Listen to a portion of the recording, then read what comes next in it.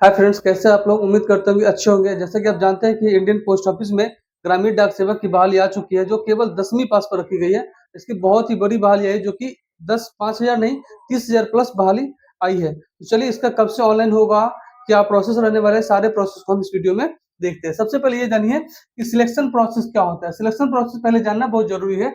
ध्यान रखिए, selection process क्या होता है। सबसे पहले आपको ऑनलाइन रजिस्ट्रेशन जाकर करना पड़ेगा। इंडियन पोस्ट ऑफिस के पोर्टल पर जाकर आपको सबसे पहले ऑनलाइन रजिस्ट्रेशन करना पड़ेगा। रजिस्ट्रेशन करने के बाद आपसे फी मांगा जाएगा। फी जो होता है, ध्यान रखिएगा, यूआर और ओबीसी वालों के लिए केवल 100 रुपया है, और एससी एसटी वाले को कोई फी नहीं लगता है। और महिला, चाहे वो किसी भी कैटेगरी को, यूआर की हो, ओबीसी की हो, एससी एसटी हो, उसको कोई फी नहीं लगता है। और जो हैंडीकैप होते हैं, जैसे विकलांग जो होते हैं, उनको भी कोई फी नहीं देना पड़ता है।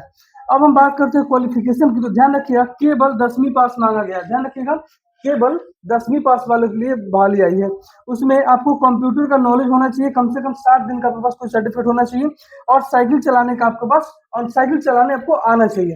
अगर हम एज की बात करें तो ध्यान रखिएगा, 18 से 40 साल आपके लिए एज है। उसका ओबीसी वालों को 3 साल का रिलैक्सेशन दिया जाता है, एससी एसटी वालों को 5 साल का रिलैक्सेशन दिया जाता है। अगर हम सिलेबस की बात करें तो ध्यान रखिएगा, नॉलेज ऑफ क्या क्या होना चाहिए आपको। कंप्यूटर की जानकारी आपको होनी चाहिए, कम से कम 2 महीने का आपके पास कोई सर्टिफिकेट होना चाहिए। उसके बाद साइकिल चलाना आपको आना चाहिए।